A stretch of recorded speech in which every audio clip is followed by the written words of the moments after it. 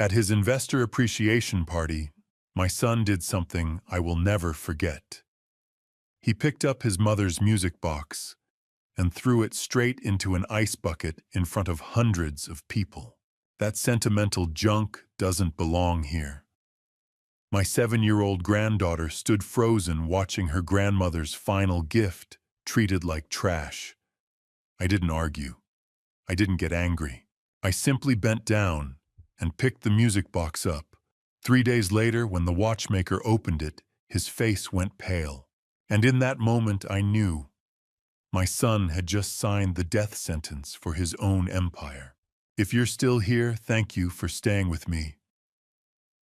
Before we continue, I'd love to know where you're watching from. Drop your location in the comments and say hello. Your support truly means a lot. Also, please note, this story includes some fictionalized elements for storytelling and learning purposes. Any resemblance to real people or places is coincidental, but the reflection it offers may still be meaningful. That sentimental junk doesn't belong here. My son's voice cut through the champagne-soaked laughter of 100 investors. I stood in the middle of his penthouse, all glass and steel and money, holding a music box wrapped in paper that suddenly felt as worthless as Marcus clearly thought it was. I'm Robert Sullivan, 68 years old, retired engineer widower, and at that moment, standing in my son's world of venture capital and 7-figure deals, I'd never felt more out of place. Marcus's Investor Appreciation Gala filled his South of Market penthouse with Silicon Valley's finest. Men in $1,000 suits, women in designer dresses. I wore my good Navy jacket, the one Helen bought me for our 40th anniversary. It felt threadbare here. Dad. Marcus spotted me immediately. His smile didn't reach his eyes. What's that? Your mother's music box. For Emma. His jaw tightened. This really isn't the time. Grandpa.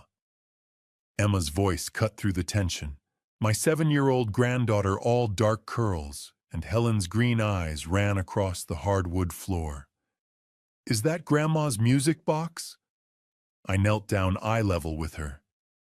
Your grandmother wanted you to have this, sweetheart.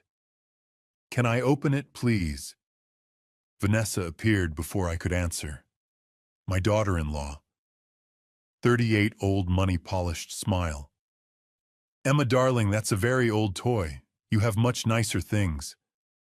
But Grandma said, your grandmother isn't here anymore. Vanessa's eyes met mine. Cold. Robert, this is a business event. Perhaps another time. Marcus moved closer. I smelled whiskey on his breath. Dad, this isn't appropriate. Your mother wanted... Mom's gone. His voice had an edge now, sharp enough that nearby conversations paused. It's time to stop living in the past. Emma tugged his sleeve. But Daddy, Grandma said it plays Claire de Lune. Marcus glanced at his watching guests. Something hardened in his face. He grabbed the music box from my hands. Sweet Marcus. This sentimental junk doesn't belong here. He walked to the bar and without hesitation dropped it straight into a bucket of melting ice and champagne bottles. The splash was small. The silence that followed was enormous. Emma made a sound like a wounded animal. Daddy, that's Grandma's. You'll get over it. Marcus turned back to his guests, CEO smile in place. Sorry about the interruption, folks. Nervous laughter rippled through the room. I didn't shout. Anger expressed loudly is anger wasted. Instead, I walked to the bar, reached into the ice water cold enough to make my arthritis scream, and pulled out the music box. Water dripped onto my sleeve. I wiped it carefully with my handkerchief, the way Helen would have wanted. Then I looked at my son, 42 years old. I'd taught him to ride a bike, paid for his education, Somewhere along the way, I'd lost him. Your mother left Emma more than you know, son, I said quietly. You just threw away your daughter's inheritance. His eyes narrowed. What are you talking about? I didn't answer. I turned to Emma crying into Vanessa's dress. Don't worry, sweetheart. Grandpa's keeping the music box safe, just like Grandma wanted. I walked out.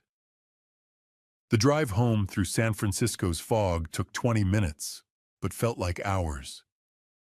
The music box sat on the passenger seat, still damp with champagne and shame.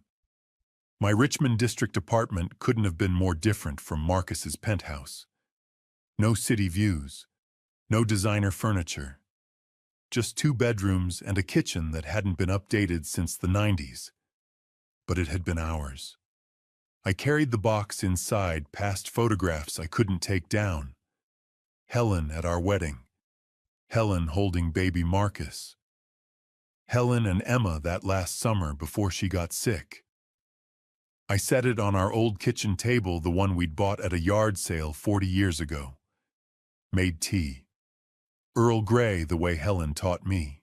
As the water boiled, a memory hit me sharp and sudden. 2 years ago.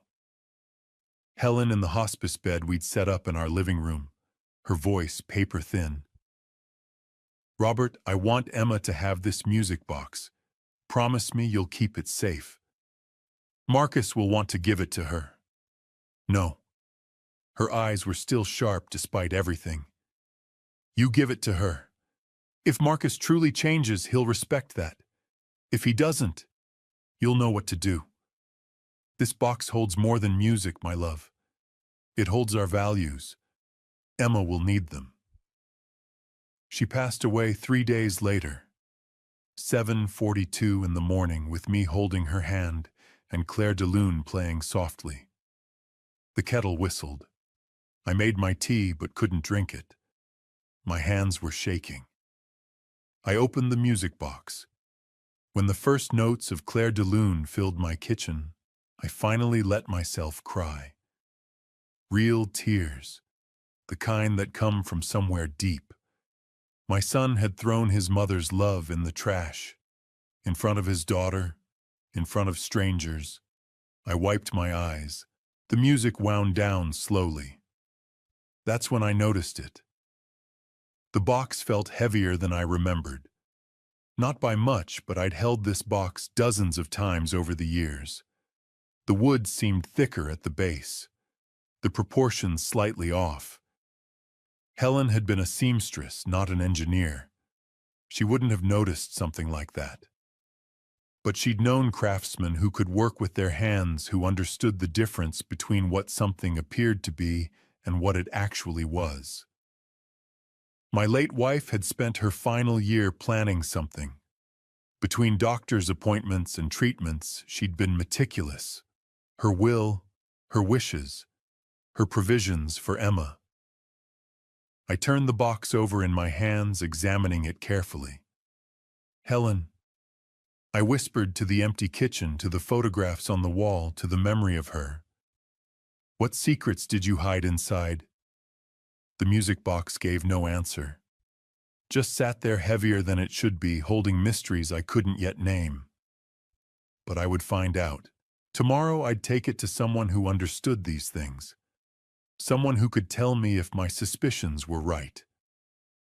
And if they were, if Helen had left something inside this box besides music and memory, then Marcus had made a mistake tonight. A very expensive mistake. Sunday morning fog wrapped North Beach in gray silence as I walked up the steep hill to Tommy Morrison's shop.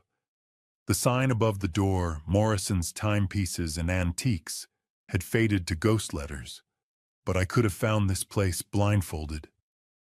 Tommy and I had been friends for 30 years, ever since we'd met at an estate sale hunting for different treasures. The bell jangled as I entered. Tommy looked up from his workbench, magnifying glasses perched on his forehead. He was 72, with hands steadier than mine had ever been, and a memory for mechanical movements that bordered on supernatural. "Robert," he set down his tools, "you look like you've seen a ghost." I placed Helen's music box on his workbench between a Victorian clock and a collection of tiny screwdrivers. "Marcus threw this in the trash last night at his investor party. Emma watched him do it." Tommy's jaw tightened. He'd met Marcus twice and had told me both times that my son had the soul of a collections agency. Coming from Tommy, who loved everyone that was harsh, he pulled down his magnifying glasses and switched on his LED work light. "Let me take a look." For several minutes, Tommy examined the box in silence, turning it over, running his fingers along the edges, occasionally making small, thoughtful sounds. Finally, he reached for his precision tools. "This is Swiss," he said quietly. "1958, maybe 60. The movement is Patek Philippe, you can tell by the balance wheel design. These were handmade, each one unique. This thing is worth at least $5,000 just for the mechanism." $5,000. Marcus had thrown $5,000 into the trash like garbage. "But that's not what matters," Tommy continued, studying the base. "This base plate is too thick. Standard music boxes have a 1 mm base. This one is 3 mm. That's not an accident." He inserted a thin tool into what looked like a decorative groove. There was a soft click, and the base swung open like a trap door, revealing a hidden compartment lined with dark velvet. My heart stopped. Inside were 4 thick documents in clear plastic sleeves.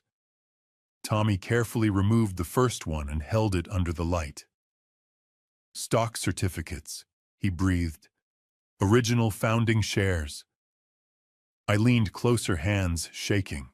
The certificate had ornate borders and raised seals, but it was the words that made my blood run cold.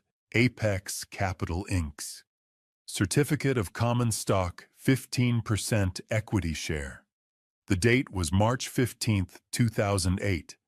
Helen's signature was at the bottom. Each certificate represented $50,000. 4 certificates. $200,000 total. Helen invested in Marcus's company. Tommy's voice was barely audible. "Did you know?" I shook my head, unable to speak. Helen had never mentioned this. Not once in the 6 years before she'd passed away. Tommy was already on his phone, typing rapidly. "Apex Capital, Tech Ventures." He went quiet, his eyes scanning. Then his face went white. "Robert, sit down." "What?" "Apex Capital was acquired by Tech Venture Group in 2016. His fingers flew across his calculator. "The sale price was $180 million. 15% of that is—" He stopped, double-checked his math. $27 million. The room tilted. I grabbed the workbench. "How much?" $27 million. Tommy looked up at me with something between horror and amazement.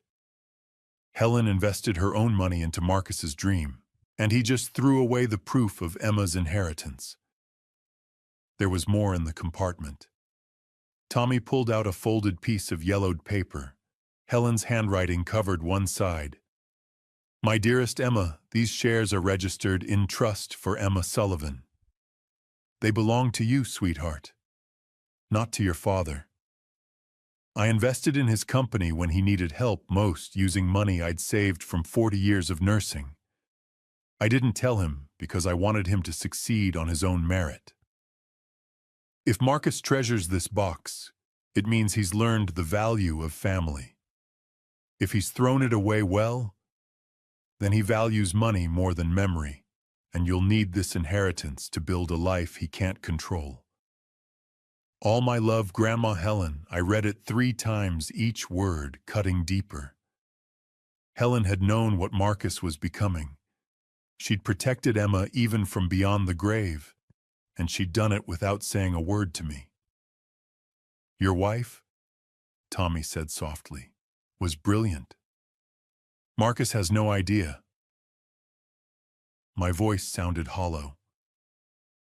He threw away $27 million because he was embarrassed. He threw away his daughter's entire future because the box wasn't expensive enough for his penthouse. Tommy carefully placed everything back into the hidden compartment and closed it. The music box looked innocent again, just a beautiful antique with a secret that could destroy an empire. "What are you going to do?" he asked. I picked up the box, feeling the weight of Helen's love and planning in my hands. Marcus had made his choice when he'd thrown this into the trash. He'd chosen his image over his daughter, his greed over his mother's memory. "I'm going to protect Emma," I said. "I'm going to make sure she gets what Helen wanted her to have, and I'm going to make sure Marcus understands exactly what he threw away." Tommy nodded slowly. "You'll need a lawyer. A good one." "I know." I tucked the music box under my arm and headed for the door. The fog outside had lifted slightly, letting pale sunlight break through. Truth breaking through lies. "Robert," Tommy called after me. "Men like Marcus don't give up $27 million without a fight." "I'm counting on it," I said, and stepped out into the uncertain morning, carrying Helen's final gift and her final warning. Monday morning arrived with the kind of clarity that makes you wish you could stay in bed. The fog had burned off overnight, leaving San Francisco sharp-edged and unforgiving under a blue sky that felt too cheerful for what I was about to do. I stood outside Patricia Williams's office building in the financial district, clutching the music box like it might disappear if I loosened my grip. The elevator ride to the 14th floor gave me too much time to think. What if Patricia couldn't help? What if the stock certificates weren't valid? What if Marcus had already found some legal loophole to steal Emma's inheritance? The glass doors to Williams and Associates opened into a reception area that smelled like leather and expensive coffee. The receptionist directed me to Patricia's corner office where floor-to-ceiling windows offered a view of the Bay Bridge that probably cost more in rent than I'd made in 5 years. Patricia Williams stood as I entered. She was in her early 50s with silver-streaked hair pulled back in a no-nonsense bun and eyes that looked like they'd seen every dirty trick in the book. Tommy had recommended her 3 years ago when Helen's health had started declining. "Best elder law attorney in the city," he'd said. "Smart, tough, and she actually gives a damn." "Robert." She shook my hand with a grip that could crack walnuts. "Tommy called yesterday and gave me the basics. Let's see what we're dealing with." I set the music box on her mahogany desk. She opened it carefully, listened to the first few notes of Clair de Lune, then triggered the hidden compartment with practiced ease. Tommy must have told her how it worked. Patricia spread the 4 stock certificates across her desk, like playing cards, then pulled a legal pad toward her and started writing notes in rapid shorthand. For 10 minutes, the only sounds were her pen scratching and the distant hum of traffic 14 floors below. Finally, she looked up. "This is worse than I thought. And better. I'm not sure I like either of those options. The certificates are legitimate. Helen purchased 15% of Apex Capital in March of 2008, registered as in trust for Emma Sullivan. That means Emma is the legal beneficiary, not Marcus." She tapped one certificate with her pen. According to public records, Apex Capital was acquired by Tech Venture Group in October of 2016 for $180 million. Marcus signed the acquisition papers as majority shareholder and CEO. So Emma should have received $27 million. Yes. Patricia's expression hardened. But according to the acquisition filing I pulled this morning, Marcus declared himself as owner of 100% of Apex's equity. He never disclosed Helen's 15% stake. That's not an oversight, Robert. That's embezzlement. He stole $27 million from his own daughter. The words hung in the air like smoke. Embezzlement. Stolen. My son was a thief. Can we prove it? My voice sounded hollow. These certificates are proof. They're dated, signed, and witnessed. Plus Helen's will. She pulled a file from her desk drawer. I handled Helen's estate planning. Let me check something. She flipped through pages, her finger tracing lines of legal text. Then she stopped, and a slow smile crossed her face. It wasn't a pleasant smile. Section 7, paragraph 3. The character clause. Helen wrote, "If any heir demonstrates serious disrespect for family legacy or the memory of the deceased, the executor, that's you, Robert, may contest their inheritance rights and seek reallocation to protect minor beneficiaries." The music box, I breathed. He threw it away in front of 100 witnesses. Exactly. Helen was brilliant. She knew Marcus might turn out like this, so she built in a legal tripwire. You have grounds to challenge Marcus's actions, protect Emma's inheritance, and potentially recover the $27 million with interest and penalties. Patricia leaned back in her chair. This is a winnable case. Difficult, expensive, and messy, but winnable. For the first time in 2 days, I felt something like hope stirring in my chest. What do we do next? Patricia's expression shifted from satisfaction to concern. We need to be very, very careful. I did some additional research after Tommy's call. Marcus's company, his new venture after the Apex sale, is in serious trouble. He owes creditors approximately $15 million. There are rumors of a securities investigation by the SEC. His business model looks suspiciously like a pyramid scheme dressed up in tech industry buzzwords. He's broke. Worse, he's desperate, and desperate men don't think clearly. She pulled out another document. If Marcus discovers these certificates exist before we have everything in place, he'll fight back with everything he has. Men in his position often try to discredit opponents, tie up assets in litigation, or... She hesitated. Or what? They go after competency. If Marcus can prove you're not mentally fit to serve as executor of Helen's estate, he can have you removed and potentially take control of Emma's trust himself. My blood ran cold. A conservatorship. It's called elder abuse when it's done for financial gain, but yes. Marcus could hire doctors to evaluate you claim you're suffering from dementia or cognitive decline and petition the court to place you under his legal guardianship. It's horrifyingly common in inheritance disputes, and it's very difficult to defend against once the process starts. I thought about the investor party. The way Marcus had looked at me with contempt when I'd retrieved the music box from the trash. The way Vanessa had smirked. They'd already decided I was a foolish old man living in the past. He'll come after me, I said quietly. The moment he realizes what you have, yes. Patricia closed the file. Robert, I need you to understand what we're up against. Marcus will hire the best lawyers money can buy, or money can borrow in his case. He'll attack your credibility, your mental state, your fitness as a grandfather. He'll make you look dangerous or incompetent or both, and he'll do it publicly because that's how men like him operate. What do?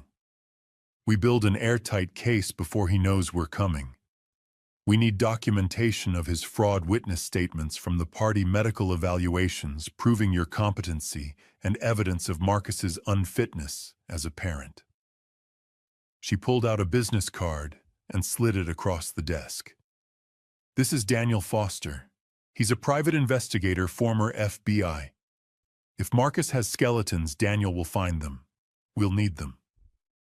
I took the card, my hands steadier than I expected. Marcus had thrown away more than a music box that night.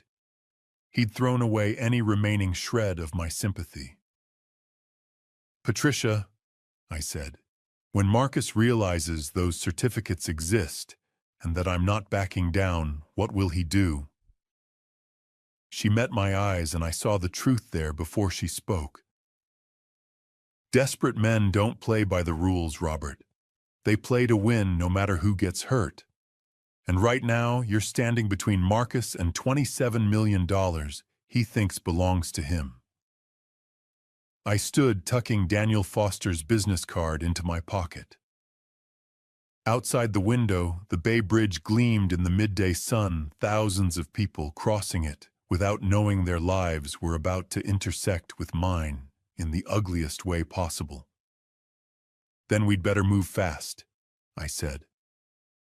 Tuesday afternoon, I sat across from Daniel Foster in a small office that smelled like old coffee and determination. The space was nothing fancy, just a desk, 2 chairs, and walls covered with framed commendations from his FBI days.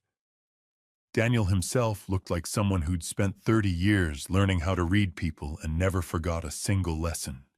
Mid-50s, graying hair, cut military short, and eyes that missed nothing.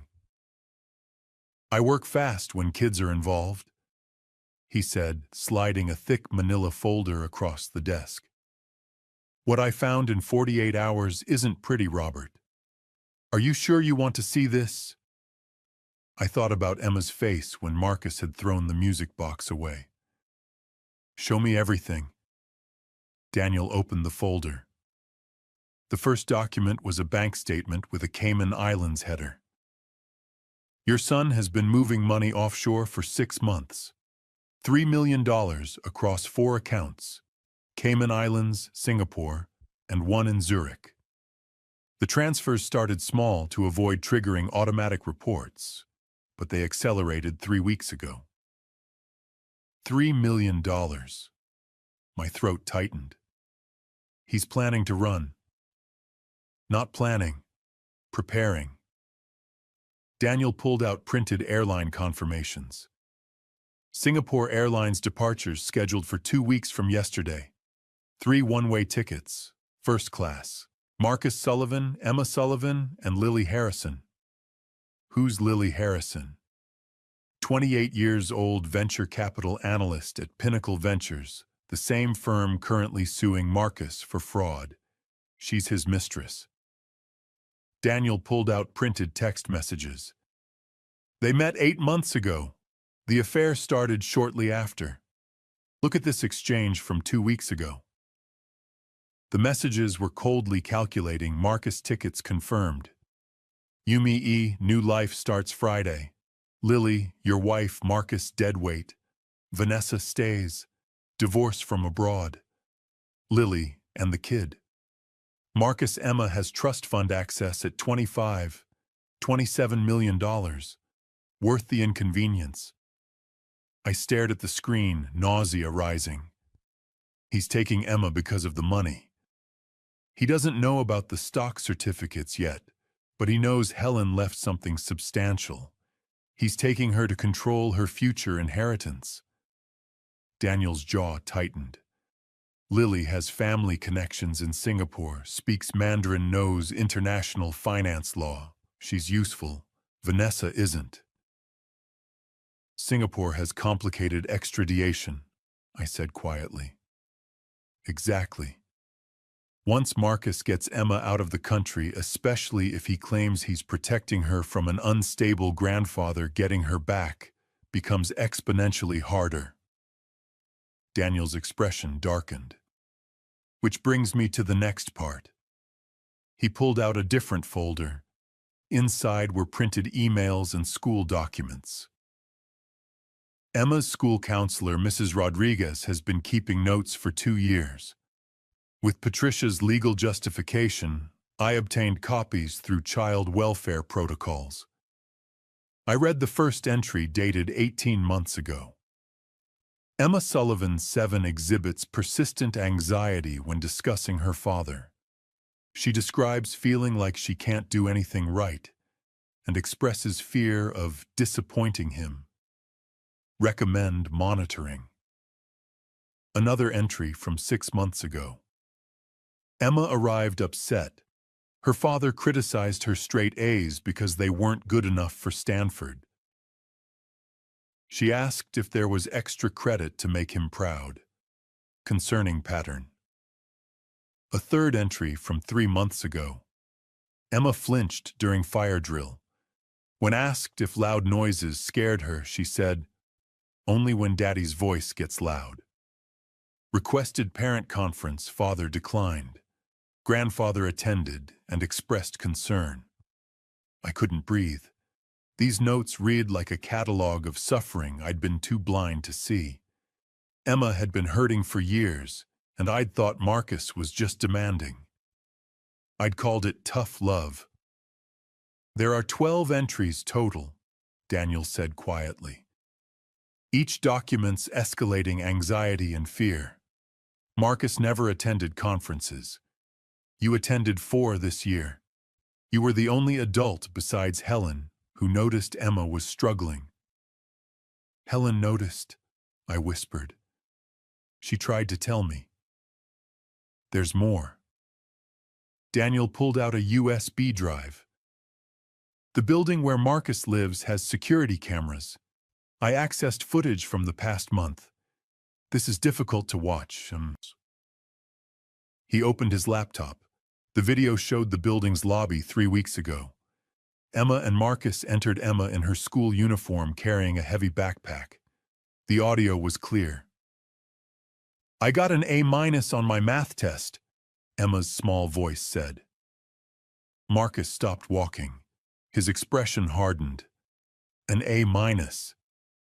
Do you think that's acceptable? I'm sorry, Daddy. The teacher said it was really good. I don't care what your teacher said. Your teacher isn't trying to build a legacy. His voice was cold, controlled. Worse than yelling. You embarrass me, Emma. Every time you settle for good enough, you embarrass this family. Emma's shoulders hunched. I'm sorry. I'll do better. Sorry doesn't fix mediocrity. Go to your room. I don't want to look at you right now. The video continued. Emma walking to the elevator alone, small figure hunched. She pressed the button and waited perfectly still, like any movement might make things worse. When the doors opened, she stepped inside and stood facing the corner, head down. Marcus pulled out his phone, expression shifting to pleasant charm within seconds, laughing at something as if he hadn't just destroyed his daughter's spirit. Daniel stopped the video. My hands were shaking. That's emotional abuse, Daniel said gently. Clear pattern, documented evidence, multiple witnesses, and this, he pulled out another document. Email from Helen to Patricia, March 2022. Helen's email was short, but devastating. Patricia. I'm worried about my granddaughter. Marcus is too harsh. She's 7 and already terrified of failure. She flinches when he raises his voice. She cries herself to sleep after he criticizes her. I've tried talking to him. He says I'm being soft.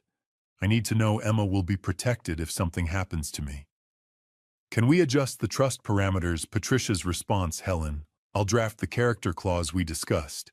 If Marcus demonstrates serious disrespect for family legacy or harmful behavior, Robert can intervene. The trust will protect Emma's inheritance and give legal grounds to ensure her well-being. Come by next week to review and sign. I set the email down carefully. Helen knew. She knew what Marcus was doing, and she built a legal escape hatch. Your wife protected your granddaughter from her own father. The music box, the stock certificates, the character clause, everything designed to give you the tools to save Emma when the time came. The pieces fell into place with sickening clarity. Helen hadn't hidden the certificates to test Marcus. She'd hidden them because she knew Marcus would steal Emma's inheritance, abuse her emotionally, and take her somewhere Robert couldn't follow. The music box was a message: save her. I gave you everything you need. Every decision Helen made in those final months suddenly made sense. The meticulous planning, the careful legal language, the hidden compartment. Helen had been dying, but she'd used every moment to protect the granddaughter she wouldn't live to see grow up. What do we do? My voice cracked. We have 2 weeks before Marcus boards that plane. Patricia's filing emergency petitions, but we need... My phone rang. Marcus's name on the screen. Daniel's hand shot out. Don't answer. If he's calling out of the blue, he might know we're investigating. Anything you say can be used in court. The phone kept ringing. I thought about Emma in that elevator, shoulders hunched, facing the corner. I thought about Marcus planning to take her to Singapore with a woman who saw her as an inconvenience. I thought about Helen building this protection because she knew I'd need it. I picked up the phone. Hello, Marcus? Daniel's fingers flew across his keyboard. A red recording light appeared on screen. He gestured for me to put the phone on speaker. Marcus, I said steadily, is everything all right? Everything would be fine if you hadn't humiliated me in front of 100 investors. His voice was cold, controlled. Showing up with that ridiculous music box, making a scene. I'm calling to make something clear, Dad. Don't contact Emma. Throw that music box away. It's over. I'm not throwing away your mother's gift to Emma. Of course not. Because you're living in the past, clinging to a woman who's been gone for 2 years. His voice shifted to false sympathy. You're 68 years old. Your judgment is slipping. Your behavior at the party wasn't normal. People noticed. The conservatorship threat. Daniel's pen moved rapidly across his notepad. I'm not confused, Marcus. Really, because from where I'm sitting, it looks like you need help. Professional supervision. A care facility where people can look after you properly. Vanessa and I have been discussing it. We're worried about you living alone. I kept my voice level despite the white-hot rage. I don't need a nursing home. I have witnesses who will testify you're not capable of managing your own affairs. I have documentation. When the time comes, I'll take the legal steps necessary to ensure you're properly cared for. It's what Mom would have wanted. The mention of Helen shattered something inside me. Don't talk about what your mother would have wanted. I know she wouldn't want you confused and angry, clinging to the past. His voice hardened. This conversation is over. Lose the music box. Stay away from my family. Or I'll have doctors evaluate you, and we both know what they'll find. Marcus, you know what the worst part was. His voice dropped almost conversational. When Mom got sick, stage 3. The oncologist said there was a treatment option, experimental, expensive, 30% success rate. She begged me to help with the costs, said she wanted to see Emma grow up. He laughed bitterly. No, 30%. $200,000 for a 30% chance. That's not an investment, Dad. That's throwing money away. I told her no. The world stopped. I watched her face when I explained it was a bad financial decision. She looked at me like I was a stranger. But I was right, she died anyway. The treatment would have been a waste. At least I saved $200,000. You killed her, I whispered. I made a rational decision. Something you're clearly no longer capable of. Remember what I said, Dad. Stay away from my family. I know how to remove obstacles when they become problematic. The line went dead. Daniel reached across and gently took the phone. We got everything. The threats, the conservatorship language, the admission about Helen's treatment, and that last statement. That's strong evidence, Robert. He let her die to save money. I know. And now we have proof of his character. The next morning, I met Vanessa at a marina cafe. She arrived 15 minutes late wearing designer sunglasses that probably cost more than my monthly rent. Robert. She removed her sunglasses, revealing calculating eyes. I was surprised by your call. Marcus doesn't like us meeting without him. I needed to speak with you about Emma. I'm concerned about the pressure Marcus puts on her. Emma is fine. She'll adjust. Vanessa sipped her latte. Is that really why you wanted to meet to discuss Marcus's parenting? Her tone made it clear she didn't believe me. I wanted to understand your perspective on Helen's estate. Interest flashed in her eyes. Helen's estate. Marcus mentioned there might be assets we weren't aware of. A music box, he said. Something valuable. Possibly. How valuable? She leaned forward. Because Marcus's business is in serious trouble, Robert. Investors are circling, lawsuits everywhere. We might lose everything. If Helen left something significant, I need to know. No mention of Emma, just calculation about money. The estate is complicated. There are trust provisions for Emma. For Emma, right? Vanessa's expression hardened. Everything always has to be for Emma, the precious granddaughter. Meanwhile, Marcus and I are drowning in debt, and there's potentially millions in Helen's estate that could save us.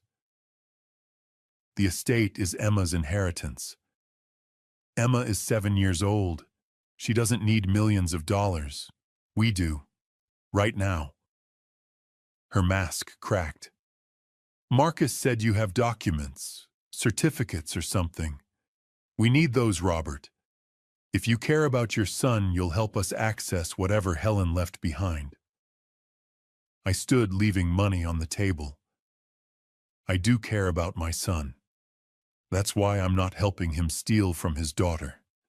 And I care about Emma enough to protect her from both of you. Understanding dawned, followed by anger. You're making a mistake. Marcus doesn't lose Robert. He'll destroy you in court. He'll put you in a nursing home and take everything. You're just a confused old man standing between us and the money we need to survive. Then we'll see what the courts think. Robert. Her voice stopped me. Marcus told me about your call yesterday, about removing obstacles. You should take that seriously. When Marcus feels cornered, he doesn't think clearly. And right now, he's very, very cornered. It wasn't quite a threat. It wasn't quite a warning. It was acknowledgement that Marcus's empire was cracking and desperate men were dangerous. I walked away, leaving Vanessa to her calculations. Now I knew for certain I was fighting both of them. Marcus with his threats, Vanessa with her greed and willingness to sacrifice Emma for money. The empire was cracking, but wounded animals were the most dangerous kind. Thursday morning, someone knocked on my door with official authority. The process server handed me a manila envelope and disappeared. Inside was a thick stack of documents with a blue cover sheet. Petition for conservatorship of person and estate, petitioner Marcus Sullivan proposed. Conservatee Robert Sullivan. I sat at my kitchen table and forced myself to read. The petitioner requests the court appoint him as conservator for Robert Sullivan, age 68, who is no longer capable of managing his own affairs due to progressive cognitive decline and impaired judgment. The petition cited evidence psychiatric evaluation by Dr. Richard Morrison documenting memory lapses and delusional behavior. Witness statements from the April 20th investor event describing confused and agitated conduct. Financial mismanagement regarding obsessive fixation on worthless antiques. Safety risks from inability to recognize appropriate social boundaries. Every word painted me as a confused old man. At the bottom, hearing scheduled for May 22nd, 30 days from today. I called Patricia immediately. 40 minutes later, I sat in her office while she read through the petition. Finally, she set it down. This is aggressive. Marcus is going for full conservatorship, person and estate. If he wins, he controls everything. Where you live, what medical care you receive, who you can see, how you spend your money. Can he do this? If the court believes you're incompetent, yes. Conservatorships are weaponized in inheritance disputes. She pulled out a legal pad. Let's break down his strategy. Dr. Richard Morrison. I looked him up. He testifies in about 20 conservatorship cases a year, almost always for the petitioner. He finds exactly what he's hired to find. He evaluated me without my knowledge. He can base his opinion on observed behavior at the party and statements from Marcus. She made a note. We'll challenge his bias, but we need our own evaluation. I'm scheduling you with Dr. Sarah Bennett at UCSF. She's a neurologist, completely independent, respected by every judge in the county. What about the witness statements? People from the party who saw you retrieve the music box. Marcus will frame it as erratic behavior. Out of context, it might look concerning. Patricia's expression hardened. But Marcus assumes you'll be an easy target. He doesn't know we've been building a case against him for a week. What do we do? She wrote rapidly. 1 UCSF evaluation. Dr. Bennett will conduct full neurological and cognitive assessment. We'll prove there's nothing wrong with your mind. 2. Gather witnesses. Tommy Morrison, neighbors, anyone who can testify to your competence and independence. 3. Expose Dr. Morrison. I'll subpoena his financial records. If he's been paid unusually well by Marcus, or if there's a pattern of biased testimony, we can discredit him. 4. Counter petition. We're filing for emergency temporary guardianship of Emma. We have the abuse evidence security footage. School counselor notes Helen's email. If Marcus is unfit, it undermines his entire petition. Can we do all that in 30 days? We don't have a choice. Patricia's phone buzzed. She frowned. Daniel says Marcus just liquidated another account. $500,000 moved offshore this morning. The Singapore flight. 2 weeks away. Marcus was accelerating. My phone rang. Emma's school. Mr. Sullivan, this is Principal Anderson at Westwood Elementary. There's been a change to Emma Sullivan's authorized contact list. Your name has been removed along with your emergency contact information.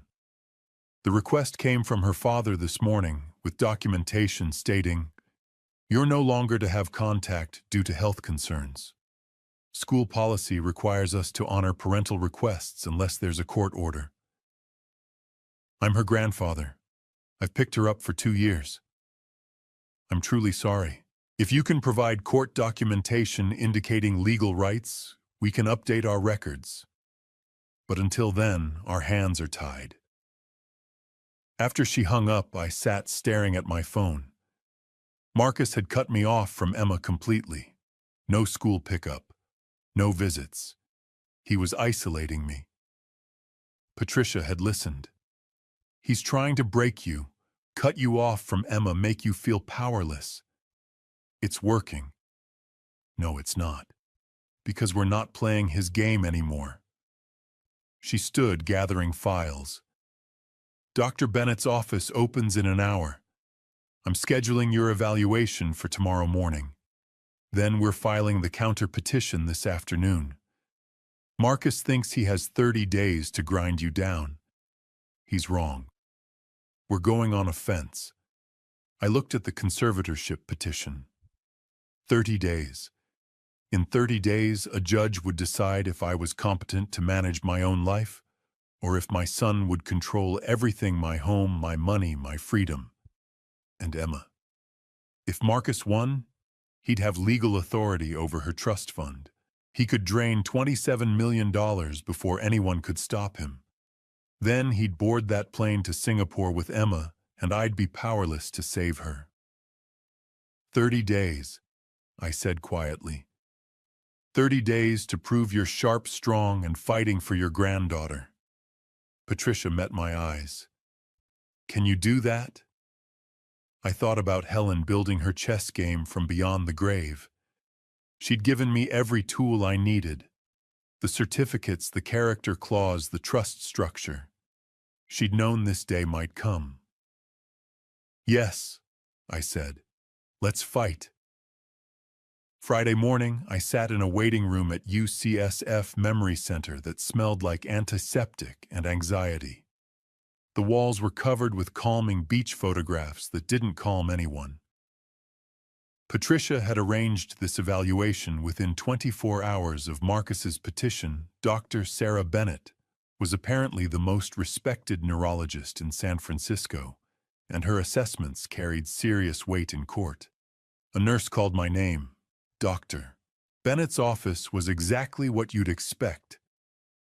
Diplomas from Johns Hopkins and Stanford medical journals stacked neatly a framed photo of two teenagers who probably didn't appreciate having a genius for a mother.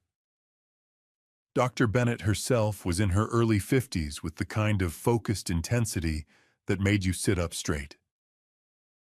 Mr. Sullivan, Patricia Williams speaks highly of you. She gestured to a chair.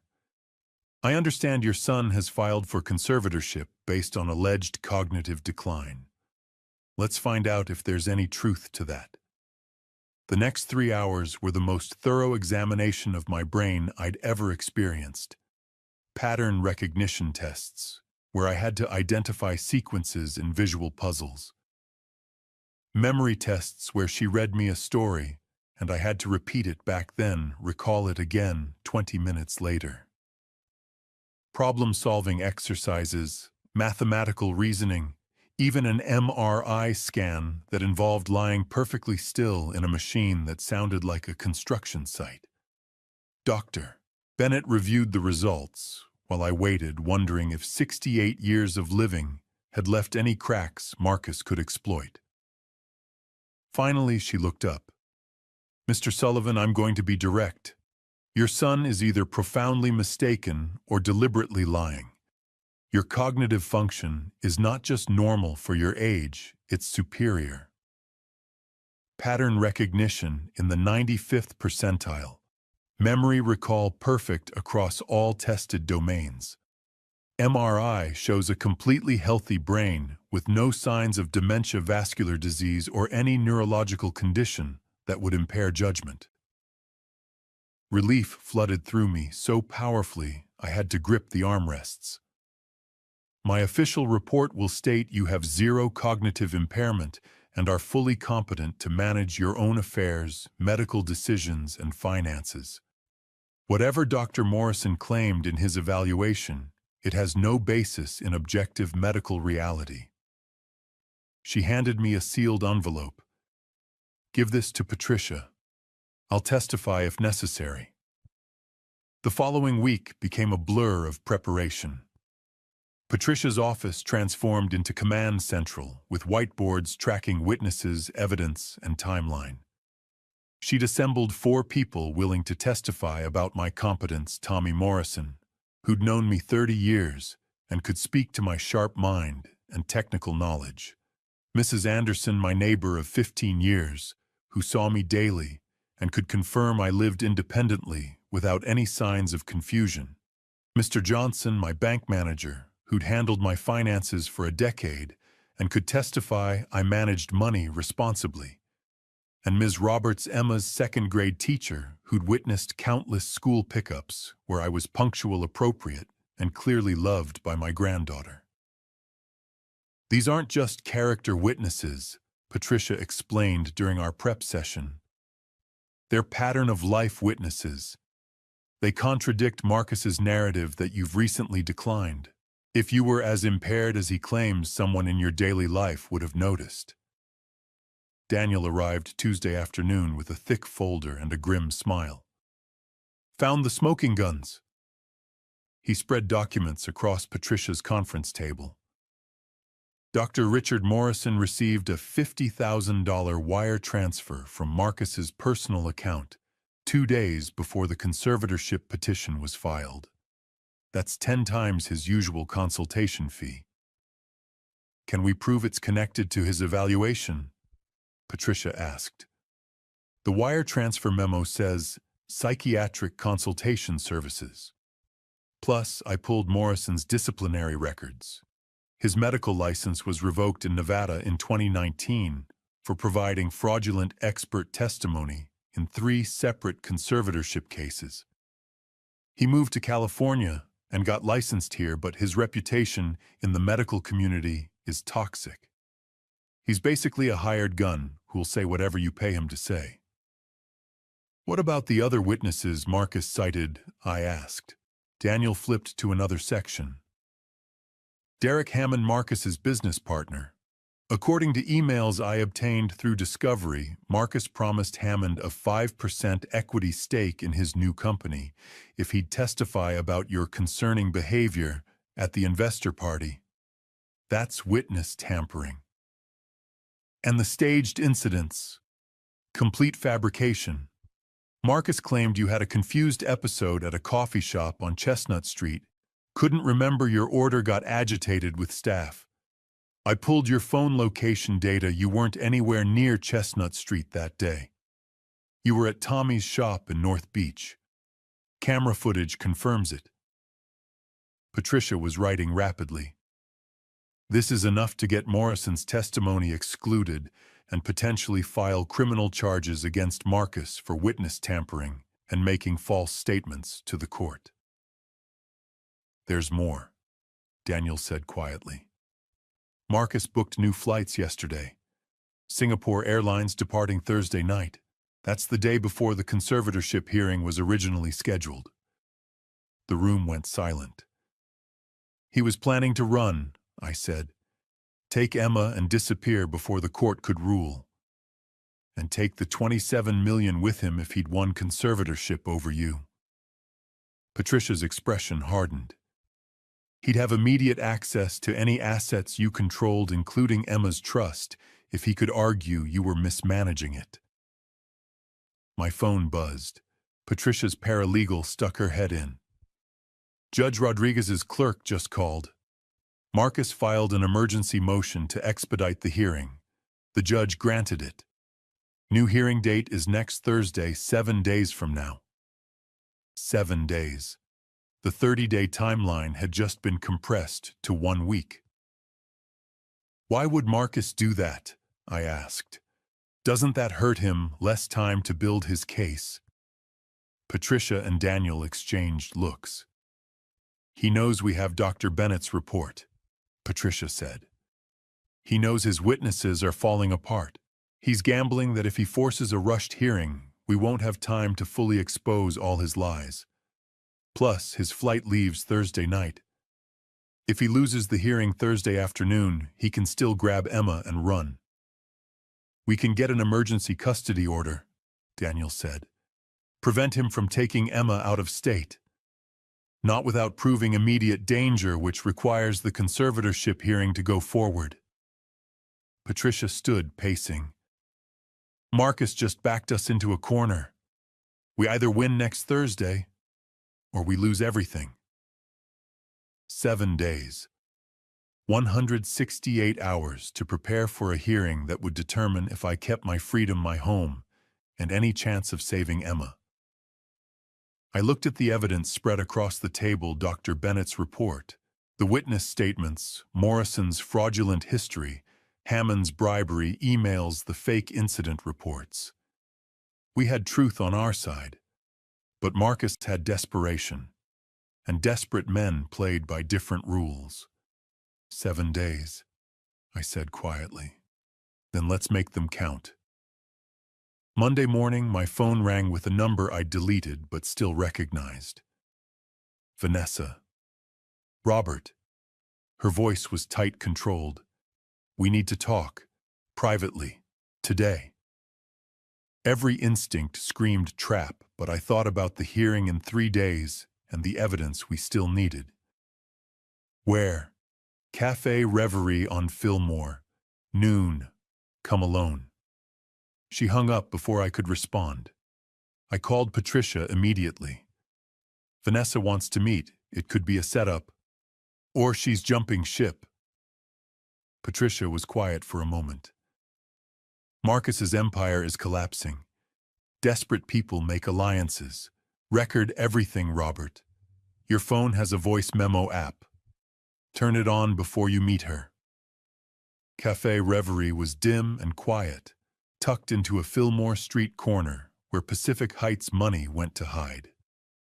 Vanessa sat at a back table, designer sunglasses pushed up in her hair, expensive jewelry catching the low light.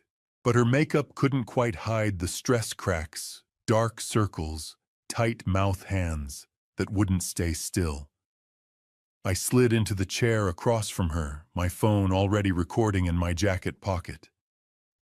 Thank you for coming. She didn't waste time on pleasantries.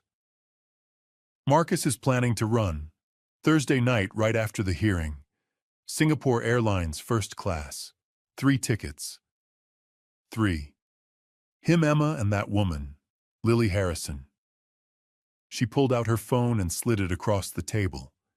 The screen showed a photo of Marcus and a young woman, late 20s, blonde, laughing at something he'd said.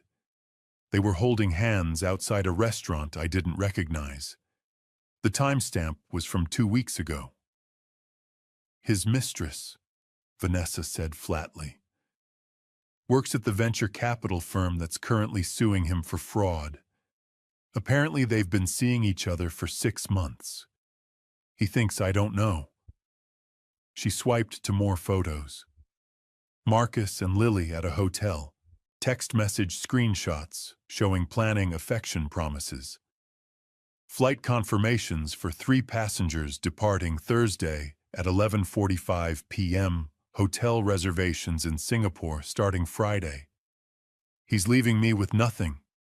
Vanessa continued, her voice brittle. Debts, lawsuits, a foreclosed penthouse. He's taking Emma and the woman he's been sleeping with to start over, and I'm supposed to just accept it. I studied her face. The anger was real, but I couldn't tell if it was about betrayal or money. Why tell me this? Because I want to make a deal. She leaned forward. I have evidence that destroys Marcus. Photos, texts, financial documents showing he's been moving money offshore for months. Hotel receipts, everything. I'll testify against him in the conservatorship hearing. I'll give you all of it. But I want something in return. What? Custody of Emma. And 50% of Helen's inheritance. The cafe seemed to go silent around us. She was offering to betray her husband, hand over evidence that would annihilate his case. But the price was Emma and $13 million. You want custody? I kept my voice neutral, letting her talk, letting the recording capture everything. Marcus is unfit, you know that. You've been trying to prove it. I can help you. With my testimony about his abuse, his affair, his flight plans, he loses everything. But Emma needs a parent. Someone stable. She straightened her shoulders. I can provide that, if I have the financial resources. $13 million for stability. 50% of what Emma would inherit anyway. The other half stays in trust for her education, future, whatever. I'm not being unreasonable, Robert. I'm being practical. Emma gets $13 million. I get $13 million. Everyone benefits. Except Marcus. Marcus deserves what's coming to him. Her eyes hardened. He humiliated me, lied to me, planned to abandon me. Now I have the power to destroy him, and I'm offering you that power. All I want is fair compensation. I leaned back, watching her carefully. Tell me about Emma. How would you care for her?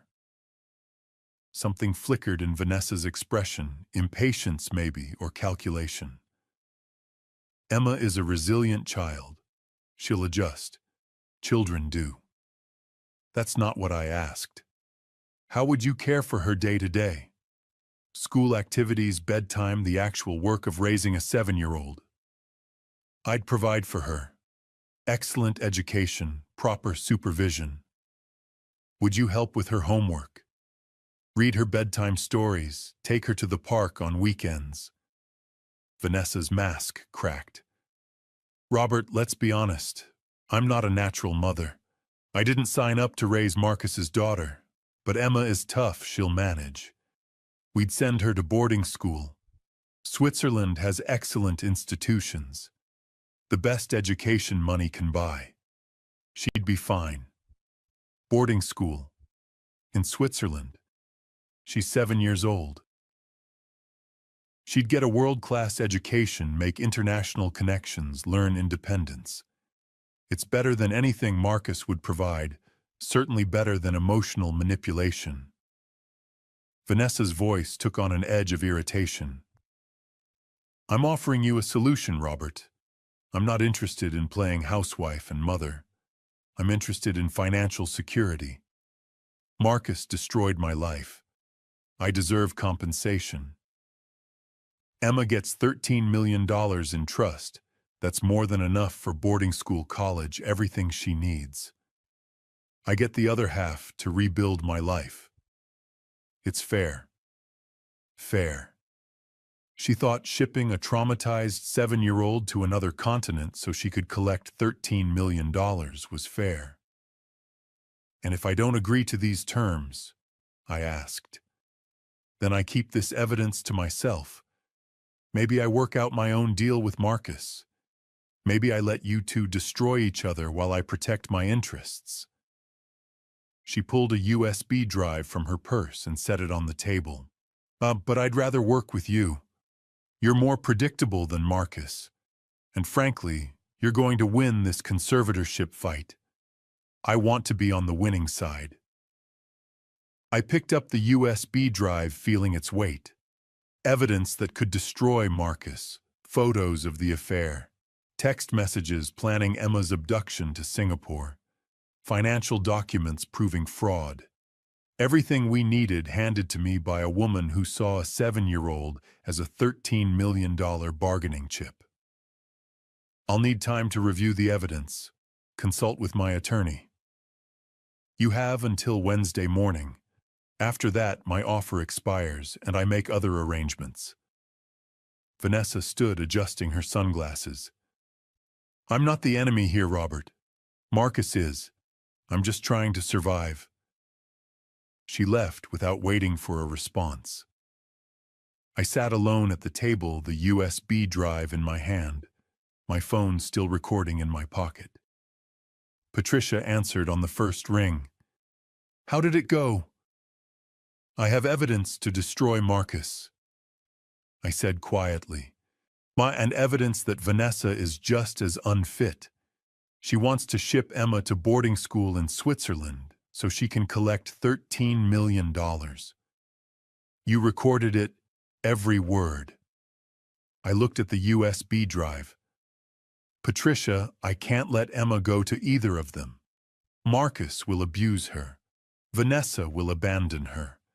They both see her as an asset, not a person. Then we use this. Both recordings, both betrayals. We prove neither parent is fit, and we petition for your guardianship. Patricia's voice was firm. 3 days, Robert. We take them both down, and we bring Emma home. I left the cafe carrying evidence that would destroy 2 people. But all I could think about was a 7-year-old girl who deserved parents who loved her, and instead got ones who only loved money. Thursday morning, I walked into courtroom 304 of San Francisco Superior Court, feeling like I was entering a battlefield. Wood-paneled walls, high ceilings, the judge's bench elevated like a throne. Gallery seats filled with a handful of observers, mostly law students, taking notes. Patricia sat beside me at the respondents' table, organized files stacked precisely. Across the aisle, Marcus sat with his attorney Mitchell Bradford, looking confident in an expensive suit. Judge Maria Rodriguez entered, a woman in her 50s with steel gray hair and eyes that missed nothing. "All rise." We stood. She settled into her chair, reviewing documents. In the matter of Marcus Sullivan, petitioner, versus Robert Sullivan, respondent. Petition for conservatorship of person and estate. Mr. Bradford, you may proceed. Bradford stood smooth and polished. Your Honor, this is a straightforward case. The respondent, Robert Sullivan, is 68 years old and exhibiting clear signs of cognitive decline. He's made irrational decisions, demonstrated confusion in public settings, and poses a risk to himself. His son, Marcus Sullivan, seeks only to ensure his father receives proper care and supervision. Judge Rodriguez looked at me, then at Bradford. Present your evidence. We call Dr. Richard Morrison, psychiatrist. Dr. Morrison took the stand, sworn in, and delivered his prepared testimony with practiced ease. Based on my evaluation of observed behaviors and medical history, Mr. Sullivan exhibits symptoms consistent with early-stage dementia. Memory lapses, impaired judgment, difficulty managing complex tasks. In my professional opinion, he requires supervised care. Patricia stood for cross-examination. Dr. Morrison, how much were you paid for this evaluation, my consultation fee, which is $5,000? Patricia pulled out a document. Your Honor, I'd like to submit Exhibit A, a wire transfer receipt showing Dr. Morrison received $50,000 from Marcus Sullivan 2 days before filing his report, 10 times his stated fee. The courtroom stirred. Dr. Morrison's face went red. Dr. Morrison, Patricia continued, is it true your medical license was revoked in Nevada in 2019 for providing fraudulent expert testimony in conservatorship cases? That matter was complicated. Yes or no, doctor? The Nevada Board made an error in judgment. Your Honor, I submit the Nevada Medical Board disciplinary records. Dr. Morrison's license was permanently revoked for systematic fraud. Patricia turned back to Morrison. You're essentially a hired gun who says whatever people pay you to say, aren't you? Objection. Bradford was on his feet. Overruled, Judge Rodriguez said quietly, making notes. Continue, Ms. Williams.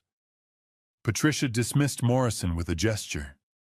No further questions for this witness. Next came Derek Hammond, Marcus's business partner, who testified about Robert's concerning behavior at the investor party. Patricia produced the email within minutes. Mr. Hammond did. Marcus Sullivan promised you a 5% equity stake in his company in exchange for your testimony today. Derek's face went pale. That was a separate business arrangement. Answer the question. Did he promise you equity in exchange for testifying that Robert Sullivan is incompetent? Silence. Then quietly, yes. Judge Rodriguez's expression hardened. Mr. Bradford, I'm noting potential witness tampering. Continue. The petitioner calls Marcus Sullivan. Marcus took the stand, projecting sincerity and concern. Your Honor, this is the hardest thing I've ever had to do. I love my father, but I've watched him decline over the past year. Confused episodes, memory problems, irrational decisions. I'm terrified he'll hurt himself. I just want him safe. Patricia stood holding a thick folder. Mr. Sullivan, you claim your father had a confused episode at a cafe on Chestnut Street, April 15th. Can you describe it? He couldn't remember his coffee order. Got agitated with staff. It was concerning. Patricia pulled out phone records.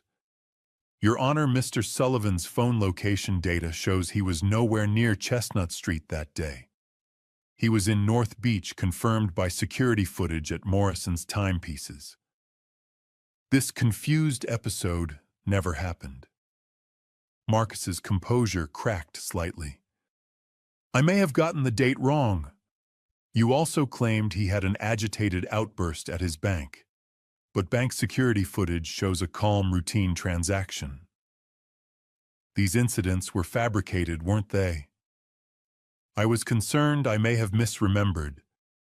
Mr. Sullivan, are you currently under SEC investigation for securities fraud? Bradford jumped up. Objection relevance. Goes to credibility, Your Honor. Patricia said calmly. The petitioner is facing criminal investigation and substantial debts. This conservatorship would give him control over his father's assets and his daughter's trust fund. Judge Rodriguez leaned forward. I'll allow it. Answer the question, Mr. Sullivan. There's an ongoing inquiry, but yes or no? Yes. Patricia's voice went cold. Is it true you refused to pay for your mother's cancer treatment 2 years ago because you deemed it not cost-effective? Marcus's face went white. The courtroom was dead silent. That was a private family matter. Your mother told multiple people you refused to help fund experimental treatment that might have extended her life. You chose money over your mother, and now you're trying to seize control of your father's assets under the guise of concern. Isn't that the truth? You don't understand. No further questions. The respondent calls Robert Sullivan, Patricia announced. I took the stand, my heart pounding, but my mind clear. Patricia led me through testimony, my daily routine, my relationship with Helen, my memories of her final months. I spoke clearly, detailing dates, events, conversations, no confusion, no hesitation. Mr. Sullivan, can you tell the court about the music box? I described finding it in the trash, discovering the hidden compartment, the stock certificates worth $27 million that Helen had left for Emma. Judge Rodriguez listened intently. Patricia submitted Dr. Bennett's UCSF report. Your Honor, Dr. Sarah Bennett, a respected UCSF neurologist, conducted comprehensive neurological and cognitive testing. Her conclusion: Robert Sullivan has 0 cognitive impairment, superior function for his age, fully competent. Judge Rodriguez read the report, then looked at Marcus with something close to contempt. I've heard enough. She set down her papers.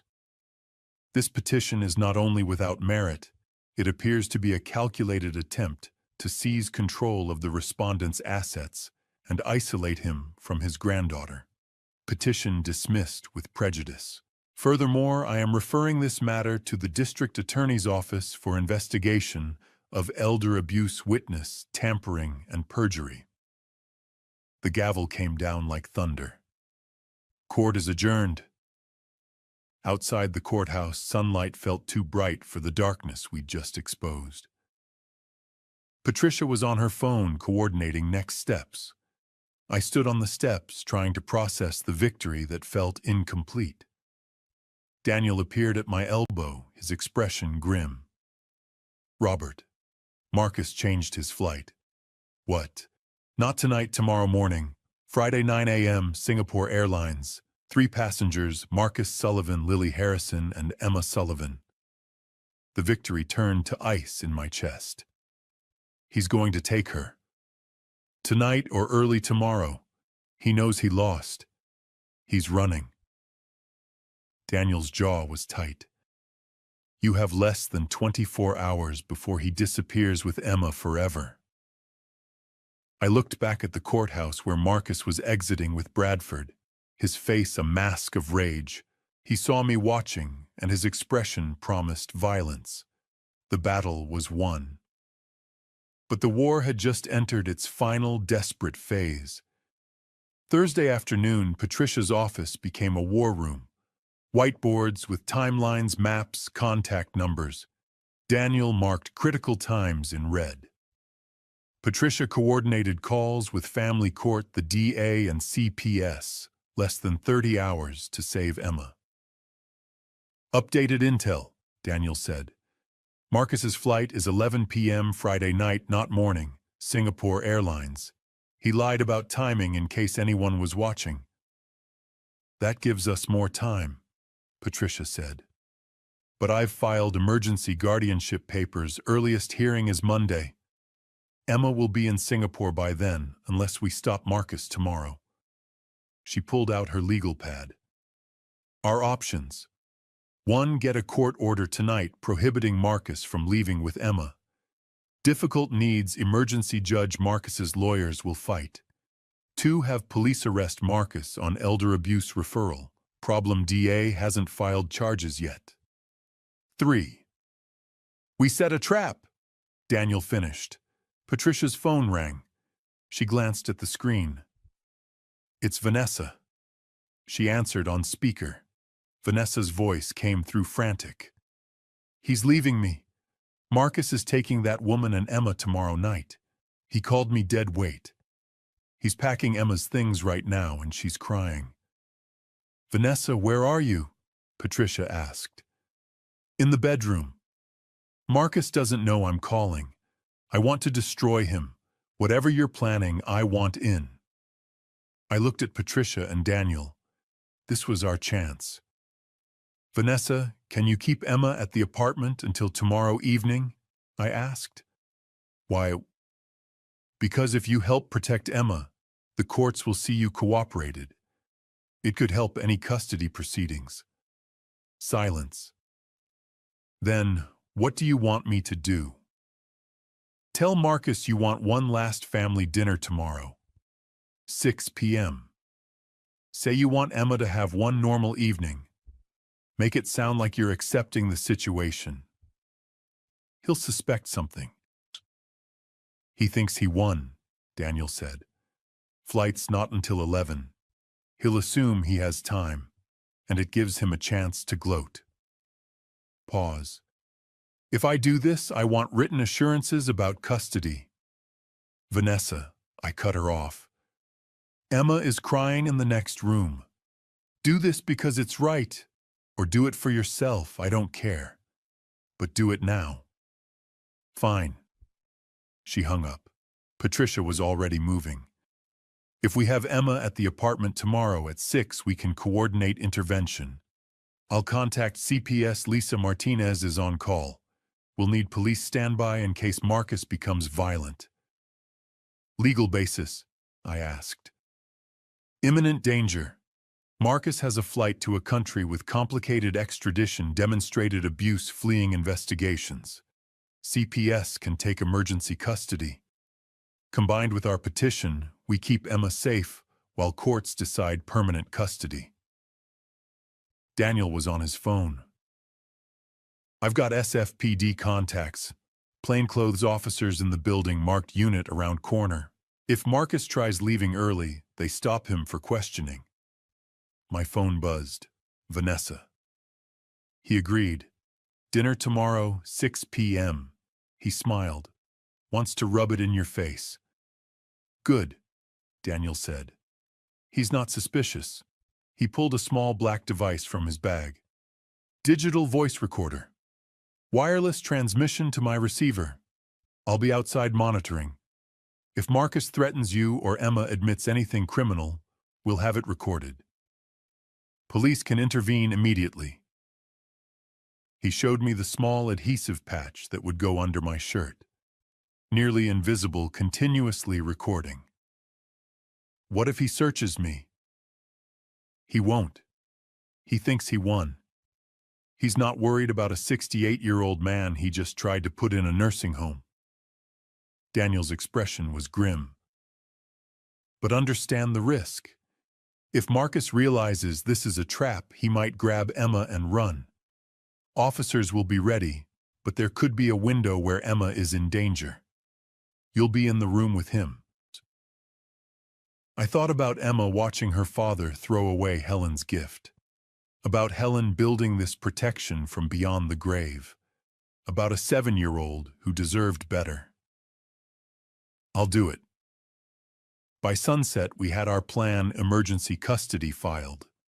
CPS standing by. Police positioned. Surveillance van ready. Trap set for 6 p.m. Friday. Friday morning, I met Daniel in a parking garage. He attached the wire, carefully testing transmission. "Keep him talking," Daniel said. "If he threatens you or Emma, stay calm. We're listening. Officers can be inside in under 60 seconds. What if he leaves early? Vanessa will text, and we're watching the building." He met my eyes. "One more night, Robert. Keep Emma safe for one more night." That evening, I stood outside Marcus's building, watching sunset. The wire pressed cold against my chest. In my pocket, Patricia on speed dial. Around the corner, police waited. Down the street, Daniel monitored every word. I thought about all the ways this could go wrong. Marcus could suspect, could become violent, could grab Emma before police reacted. One wrong word, and I'd lose her forever. But I also thought about Helen's music box, heavy with secrets and love. About $27 million that meant nothing compared to one little girl's safety. I pressed the button for the penthouse. Vanessa's voice, "Come up." The elevator felt like descending into battle. When doors opened, Marcus stood waiting, Emma beside him with a small backpack. His smile was cold and triumphant. "Dad," he said. "So glad you could make it to our farewell dinner." Behind him, suitcases by the door. The wire recorded everything. "Let's eat," I said, and walked into the trap we'd set, carrying nothing but Helen's legacy and desperate hope that love could still triumph over greed. The penthouse dining room was designed to impress, floor-to-ceiling windows overlooking the city, a table set for 5 with crystal glasses and polished silverware. Marcus sat at the head, Vanessa opposite, playing hostess. Lily Harrison sat beside Marcus, blonde and uncomfortable, refilling her wine glass nervously. Emma sat next to me, her small hand finding mine under the table. 3 suitcases waited in the corner. Flight left in 5 hours. The wire pressed cold against my chest, recording everything. "Dad, glad you could join us." Marcus poured wine with practiced ease. Vanessa insisted on one last family dinner before Emma and I travel. "Where are you traveling?" "Singapore, business opportunity. Emma will love it, international schools, new experiences." He reached over and ruffled Emma's hair. She flinched slightly, but he didn't notice. Emma's grip on my hand tightened. She leaned close and whispered, "Grandpa, I don't want to go. I want to stay with you." I squeezed her hand gently. 3 times. Our signal. "I know, sweetheart." Marcus smiled indulgently. "Emma's just nervous about the long flight. Children adjust quickly once they're in new environments." He was talking about Emma like she was a business asset being relocated, not a 7-year-old child being torn from everything familiar. Vanessa set down plates, catered food arranged to look homemade. Lily checked her phone constantly, clearly wishing she was anywhere else. Sitting across from Marcus's wife, pretending to be just a colleague, must have been uncomfortable even for someone as calculating as her. "Marcus," I said quietly, setting down my fork, "I need to tell you something about your mother." About the music box you threw away at your investor party. His jaw tightened immediately. That worthless junk, what about it? It had a secret compartment. The room went still. Vanessa stopped mid-bite. Lily looked up from her phone. Marcus's hand froze on his wine glass. What are you talking about? I reached into my jacket slowly and pulled out copies of the stock certificates, 4 sheets with official seals and Helen's signature. I spread them across the table methodically, one by one. Inside were stock certificates, 15% of Apex Capital. Your mother invested $200,000 in your startup in March 2008, when no bank would touch you. When you sold the company to Tech Venture Group in October 2016 for $180 million, Emma's 15% was worth $27 million. Helen's signature on each certificate, the dates, the witness signatures, and the registration line in trust for Emma Sullivan. Marcus's face went white. Vanessa gasped, her hand flying to her mouth. Lily stared at the documents, then at Marcus, then back at the documents. You never disclosed those shares in the acquisition. I continued, my voice steady. You signed papers claiming 100% ownership. You told Tech Venture you were the sole equity holder. But you weren't. 15% belonged to Emma. You stole $27 million from your own daughter. That money funded my company. Marcus's composure cracked like ice. She had no right to invest without telling me. The certificates were legally registered. Your mother had every right. She funded your dream when no one else would, and you repaid her by stealing your daughter's inheritance. Vanessa stood abruptly, chair scraping.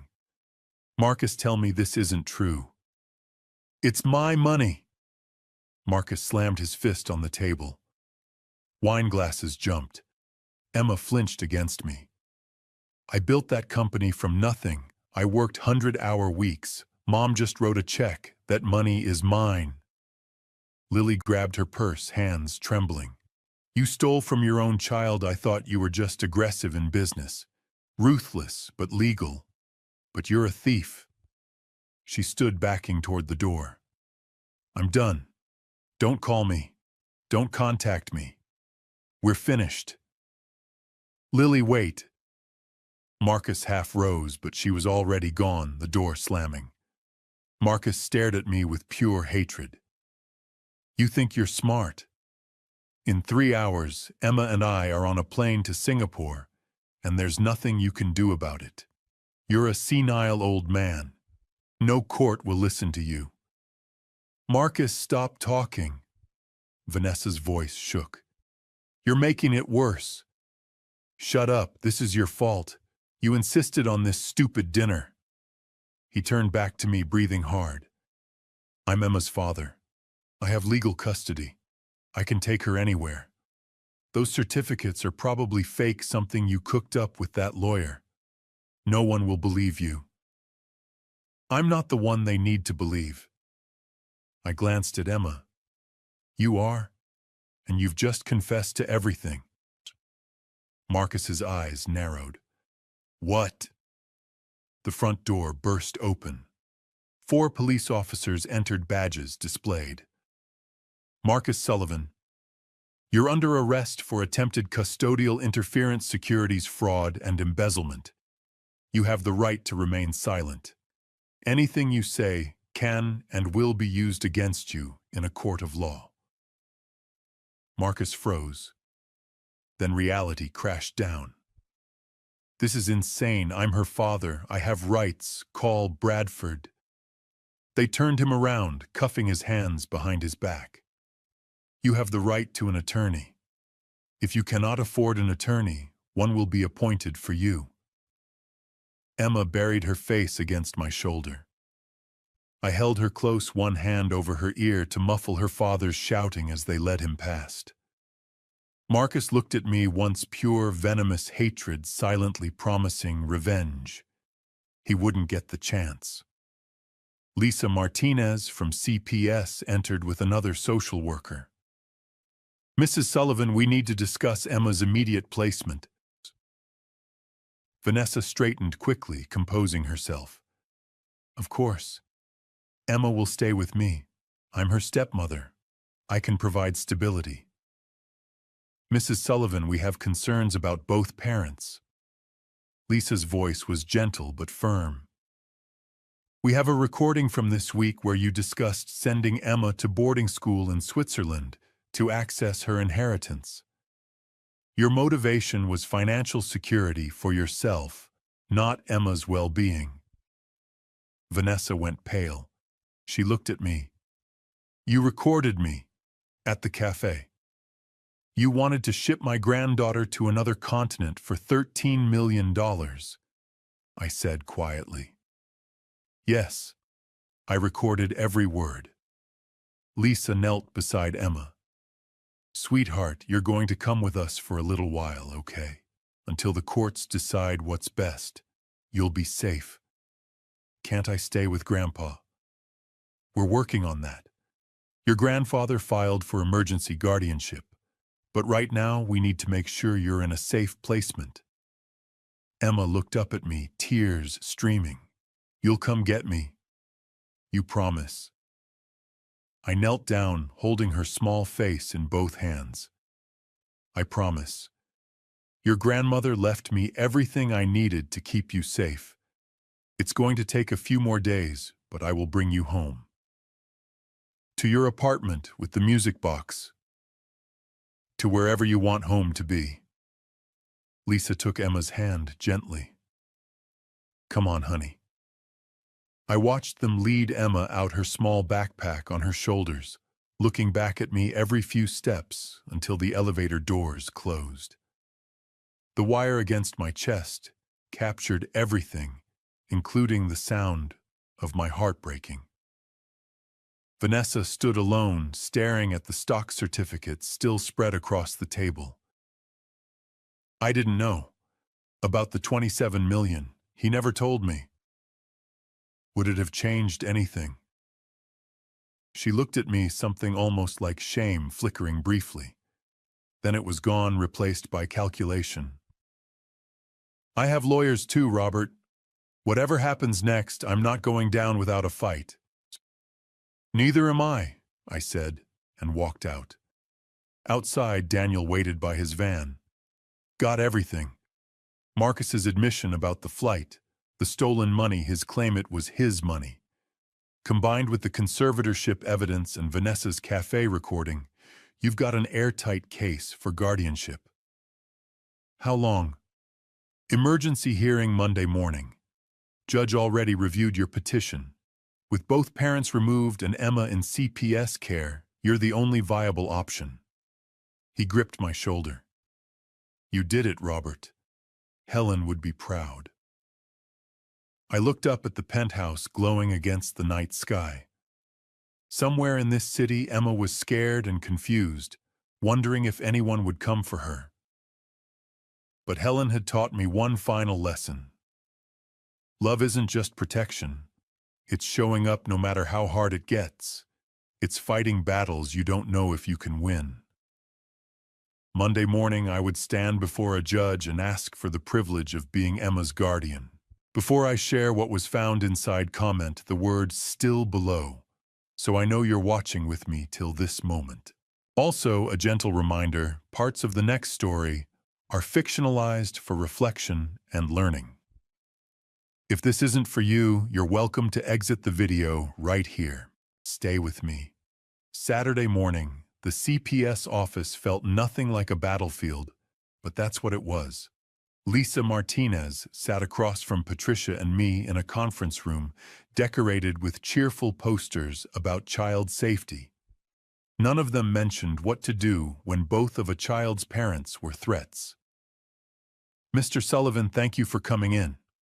Lisa opened a thick file. "We need to conduct a formal investigation before determining Emma's placement. I understand you have additional evidence regarding both parents. Patricia slid a USB drive across the table. This contains a recording from Monday 4 days ago. Robert met with Vanessa Sullivan at her request. She proposed a deal. Lisa plugged in the drive. Vanessa's voice filled the room, clear and damning. Emma is a resilient child. She'll adjust.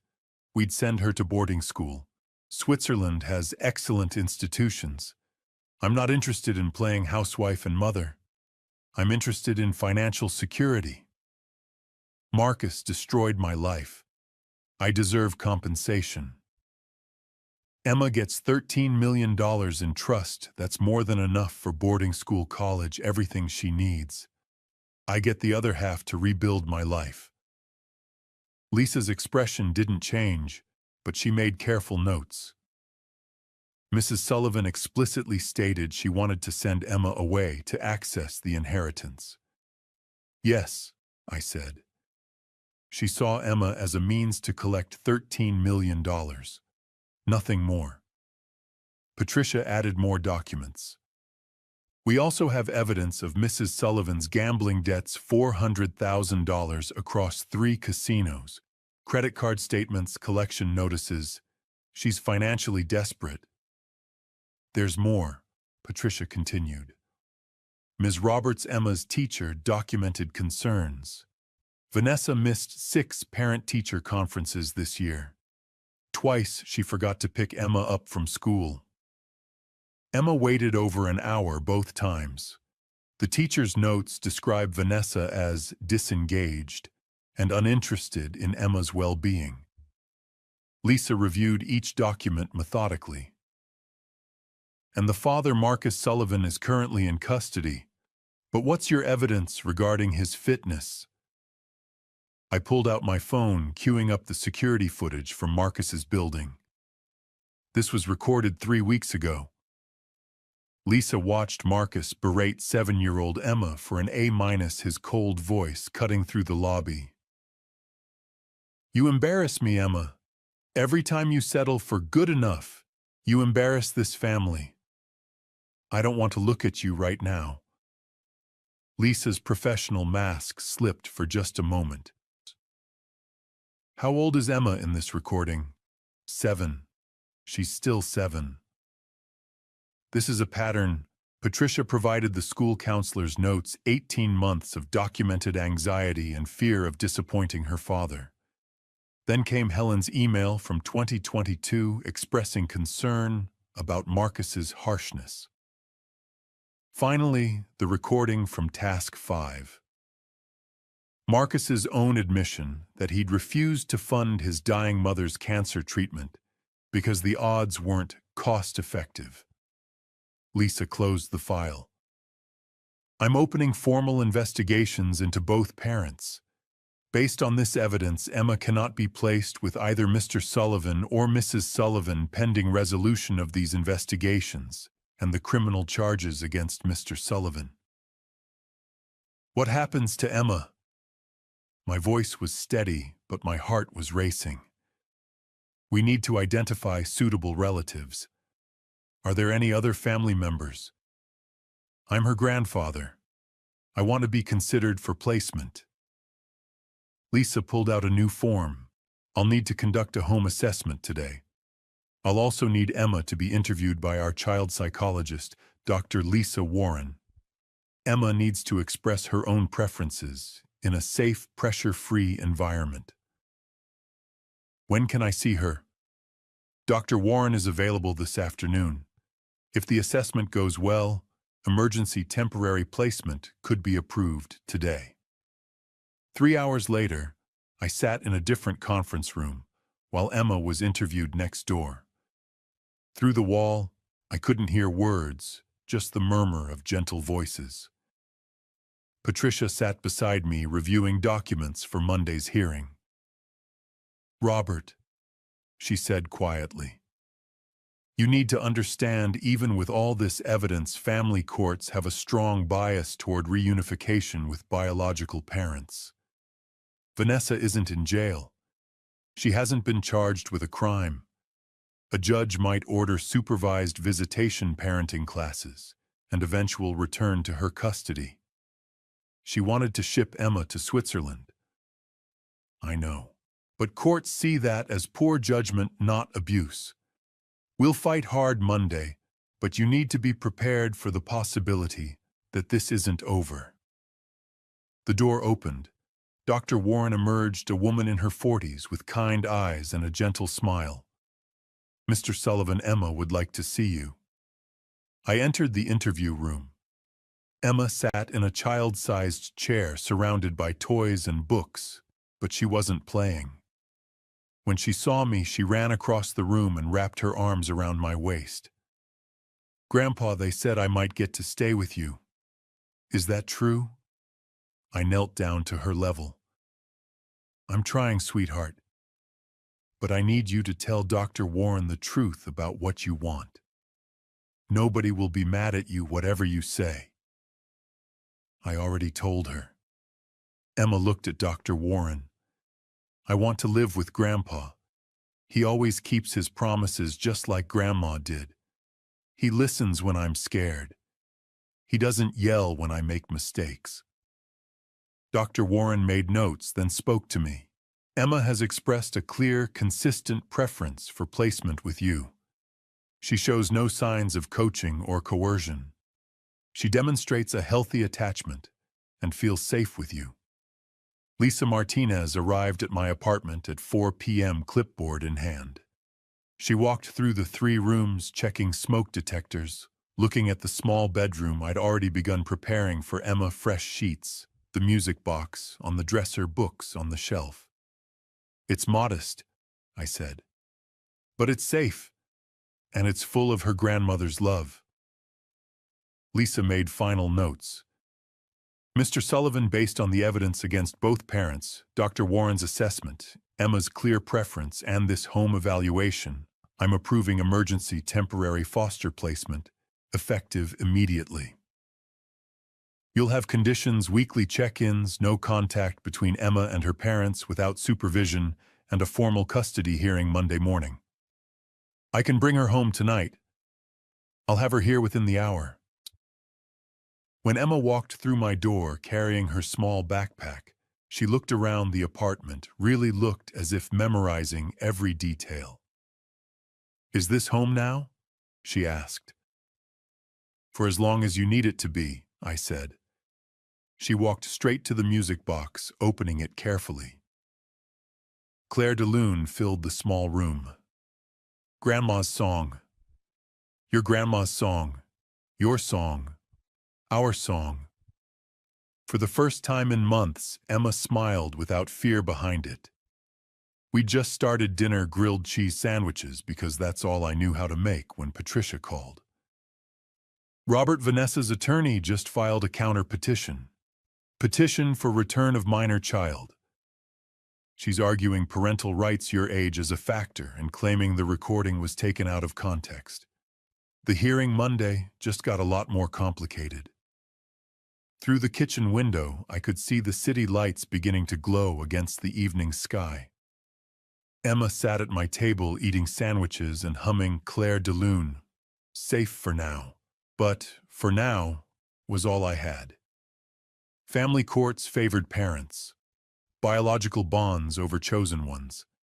Vanessa hadn't committed a crime, just demonstrated greed. Would that be enough to keep Emma safe? Monday morning, I'd find out if love was stronger than law. But tonight, Emma was home. And I'd spent 2 years learning Helen's final lesson. Sometimes the only promise you can keep is to show up and fight, no matter how many battles it takes. Grandpa. Emma's voice pulled me back. Can we play the music box again before bed? As many times as you want, sweetheart. Helen's legacy played on while I made plans for Monday. The war wasn't over, but I'd already won the part that mattered. Emma knew she was loved. Monday morning, family court felt different from the conservatorship hearing. Softer lighting, child-friendly artwork on walls, but the same weight of justice hanging in the air. Judge Thompson, a woman in her 60s with kind eyes and a reputation for fierce child advocacy, reviewed documents as we took our seats.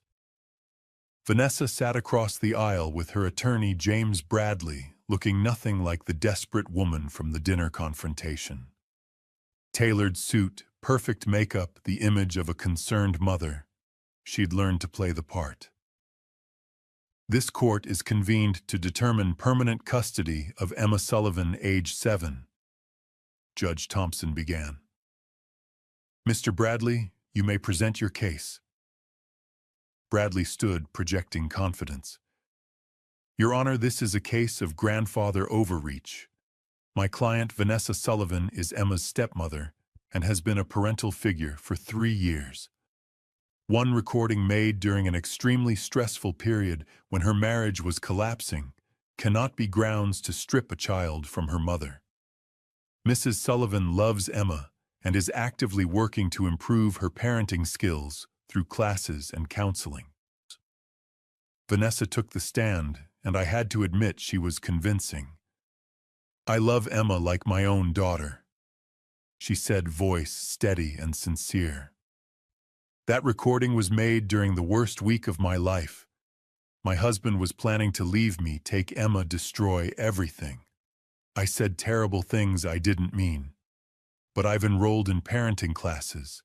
I'm in financial counseling for my gambling issues. I want to be the mother Emma deserves. She even teared up. Perfect performance. Patricia stood for cross-examination, holding a thick file. Mrs. Sullivan, how many parent-teacher conferences did you attend this school year? Vanessa hesitated. I'm not sure exactly, 0. You attended 0 conferences. Patricia pulled out attendance records. Your husband attended 2. Emma's grandfather attended 4 after he was added to the authorized contact list last fall. I had work commitments. Let's talk about those commitments. Patricia presented credit card statements. In the past year, you spent over $400,000 gambling. Where did that money come from? Those were personal funds, your husband's funds, which were derived from stolen inheritance. Patricia didn't wait for response.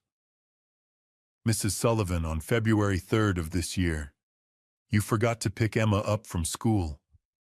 How long did she wait? I don't recall that specific, 90 minutes. A 7-year-old child waited 90 minutes in the school office because you forgot. It happened again on March 21st. 65 minutes that time. Vanessa's composure cracked. I made mistakes. Parents make mistakes. The court calls Ms. Roberts Emma's teacher, Patricia announced. Ms. Roberts took the stand, her testimony devastating in its specificity. I expressed concerns about Emma's anxiety and suggested family counseling. Mrs. Sullivan's response was, quote, "That's what nannies are for." She made it clear Emma's well-being was not her priority. The school counselor followed, describing Emma's fear and anxiety that spiked after weekends at home. Then came Jennifer Murphy, Emma's former nanny. Mrs. Sullivan instructed me to keep Emma out of sight when guests visited, Jennifer said quietly. She referred to Emma as the baggage more than once. I resigned because I couldn't work in that environment. Each witness built a picture of systematic neglect. Patricia presented hotel receipts showing Vanessa's affair during the custody dispute, gambling debts that continued even after Marcus's arrest, a pattern of self-interest over Emma's needs. When Robert took the stand, Patricia kept her questions simple.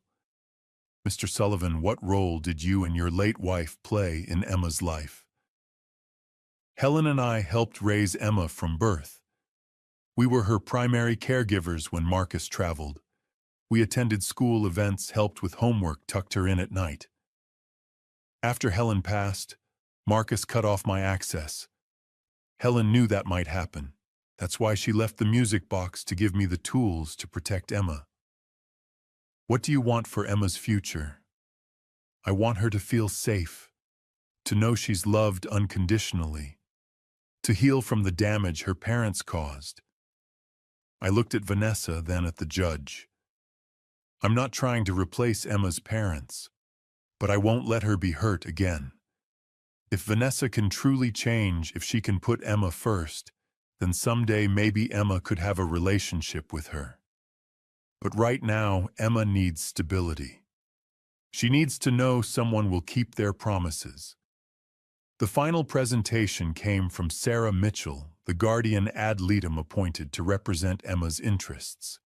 She played a video compilation of her interviews with Emma over the past week. Emma's face filled the screen, serious and thoughtful for a 7-year-old. I want to live with Grandpa, she said clearly. He always keeps promises just like Grandma did. He saved the music box when Daddy threw it away. He makes me feel safe. Another clip. Grandpa listens when I'm scared. He doesn't yell when I make mistakes. He plays Grandma's music box with me every night. Final clip. Can I stay with Grandpa forever, please? The courtroom was silent. Judge Thompson made notes, reviewed documents, then looked up. I've reviewed all evidence and testimony. This court's primary concern is the child's best interests. Emma has expressed a clear, consistent preference for placement with her grandfather. The evidence shows a pattern of neglect by Mrs. Sullivan and abuse by Mr. Sullivan, who is not present due to incarceration. She looked at me. Mr. Robert Sullivan has demonstrated competent stability and genuine love for this child. He has the support of educators, medical professionals, and the community. The gavel came down. Full legal and physical custody is awarded to Robert Sullivan. Mrs. Vanessa Sullivan is granted supervised visitation 2 hours per week, pending completion of parenting classes and financial counseling. Mr. Marcus Sullivan is granted no visitation pending resolution of criminal charges. This custody arrangement serves Emma's best interests. Outside the courthouse, sunlight felt impossibly bright. Patricia was already on her phone coordinating paperwork. Emma held my hand, looking up at me with Helen's eyes. Grandpa, I get to go home forever, right to your apartment with the music box. I knelt down, holding her small face in my hands, just like I'd done a week ago when everything was uncertain. Yes, sweetheart, I promise. You're home forever. And we can play Grandma's music box every night, every single night. She hugged me tight, and I felt the weight of Helen's legacy settling into place. We'd won. The courts had spoken. Emma was legally, officially, permanently mine to protect. But as we walked toward my car, Emma's hand in mine, I knew the real work was just beginning. Legal victories were clean, final, documented. Healing a child's wounded heart was messier, longer, harder. Emma still flinched at sudden sounds. She still asked permission before eating snacks, afraid of doing something wrong. She still had nightmares about being sent away. The battle was over. But the journey to help Emma trust that love could be safe, that home could be permanent, that mistakes wouldn't end in abandonment. That journey was just starting. Helen had given me the tools to fight. Now I had to learn to heal. But tonight we'd go home to the small apartment where Helen's music box waited. We'd play Claire de Lune and eat grilled cheese sandwiches and read bedtime stories. We'd take it one day at a time, one promise at a time, one moment of safety at a time. And someday Emma would believe she was truly home. 3 months after the custody hearing, the music box sat on Emma's bedside table like a small wooden guardian. Every night before bed, she'd open it and let Claire de Lune fill the room. Some nights she'd cry, some nights she'd smile. Every night she'd close it carefully and whisper, "Good night, Grandma." Morning sunlight filtered through the apartment windows as I measured coffee, and Emma stood on a step stool at the stove, concentrating on scrambled eggs with the intensity only a 7-year-old could bring to cooking. "Not too much stirring," I reminded gently. "Let them set a little." "Like Grandma taught you." "Exactly like Grandma taught me." Helen had been gone 3 years, but she was present in every lesson I passed to Emma, every story I told, every promise I kept. Emma plated the eggs, slightly overcooked, but made with pride, and we sat at the small table that had become our morning ritual. Breakfast together. No rushing. No criticism. Just time. "Grandpa," Emma's voice was thoughtful, "can we add new memories to the music box, like Grandma's gift, but ours too?" I looked at her, this brave little girl learning to trust again. "What kind of memories?" She pulled a photograph from her pocket, one we'd taken at the zoo last weekend. Robert and Emma by the elephant exhibit, both of us laughing at something ridiculous. "This one. So the box has Grandma's love and our new love together." My throat tightened. "I think that's perfect. Grandma would love that." We opened the music box together, carefully placing the photo in the hidden compartment alongside Helen's stock certificates and letter. New memories layered with old, healing built on foundation of protection. "Now it's really home," Emma said simply. Every Wednesday afternoon I drove Emma to Dr. Lisa Warren's office for therapy.